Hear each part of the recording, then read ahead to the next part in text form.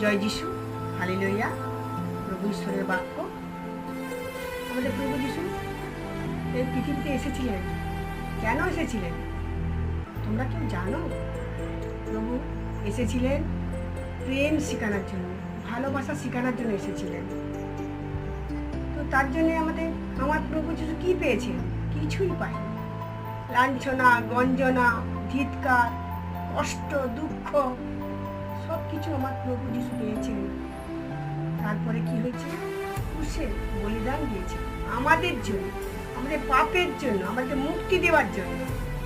প্রভু নাম, মিষ্টি নাম, প্রভু নাম, সুন্দর নাম, পবিত্র নাম।